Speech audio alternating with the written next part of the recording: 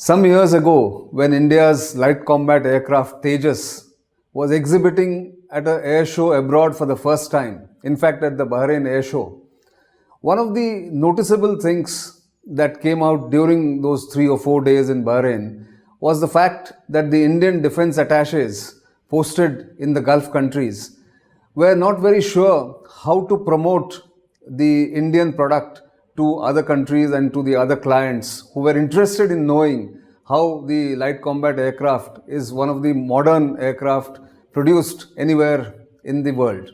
That is something that the defense attaches posted abroad were not clear until some years ago on what exactly was their role in promoting Indian defense industry. Fast forward 5 years later, and the scenario has undergone a complete change. On Simply Nitin, I'm going to talk about the complete change that has come about in the policy of the Ministry of Defense as well as the Ministry of External Affairs in promoting indigenous defense products to increase Indian defense exports and take it to the level of at least $5 billion or 35,000 crores. I'm Nitin Gokhale.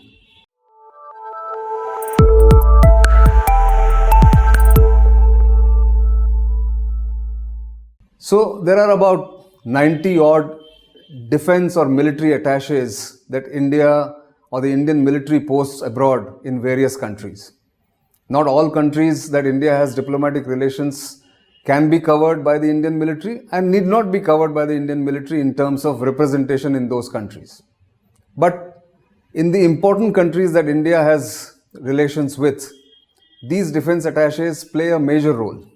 Of course, they represent the Indian military and they are also an important part of the Indian embassy or the Indian mission in those countries. They are particularly of greater vitality and importance in the neighborhood, that is India's immediate neighborhood, in the countries of the erstwhile or the old SAARC countries like Bangladesh, Nepal, Sri Lanka, Maldives, where the Indian defense attaches have a major role to play in furthering what used to be called defense diplomacy and now is called defense cooperation. But their role or their responsibilities were always very nebulous.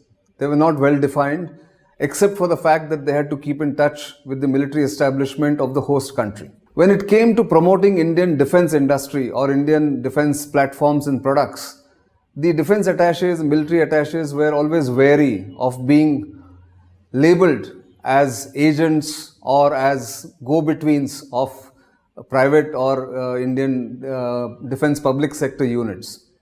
They were not very clear as to how much can they promote these industries, whether it was kosher to promote these industries, and therefore they were always confused about representing India in defense expositions, defense fairs, defense seminars, and talk about the strengths, whatever little strengths that India has in terms of defense production, of producing defense platforms, equipment and components. That, of course, changed in 2019-20. In fact, from 2018, the Ministry of Defense and the Ministry of External Affairs had a dialogue and decided on improving or tweaking the role and responsibilities of the defense attaches posted abroad. They came up with an idea that the defense attaches posted abroad need to come and attend either the Defense Expo or what we call the Def Expo, held in India every 2 years, and the Aero India show, again held every 2 years, so that they understand the strengths, the capabilities and the capacity of the Indian defense industry, which was looking up to the government to promote Make in India in defense. So from the Chennai Defense Expo in 2018, the Aero India in 2019 and the Def Expo again in 2020 in Lucknow, India's important defense attaches were called back to Delhi first, briefed about the capabilities and the plan that the government has in increasing India's defense exports, and then they were taken to these exhibitions to give them an idea of how the Indian industry or the Indian defense industry has progressed. That apart, they have now been given a clear mandate to promote Indian defense industry irrespective of whether they are in private sector or public sector. Their role is to now hold seminars in the host country, liaise with the ministries of defense and external affairs in the host country, also promote Indian defense industry and products, explore new markets, maybe even commission studies to explore new markets, and invite representatives of defense industries from India to those host countries. And the process has already got accelerated.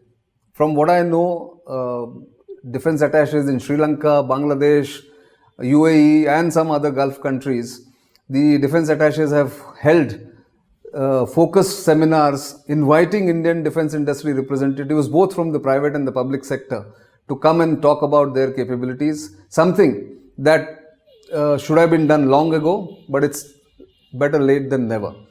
Now, what will this bring to the table? One, it will allow the Indian defense industry to work closely with the Indian defense attaches posted abroad, who can then promote these products to militaries of the host countries. So, for instance, if a defense attaché is posted in, say, Kenya or Ghana or South Africa, that defense attaché can actually promote Indian defense platforms like ships, OPVs, and even guns produced by the OFB, for instance, the Ordnance Factory Board. Or they can promote Indian products like the training simulators produced by some companies, ammunition produced by some private companies. So I'm just giving you an idea of what can be done.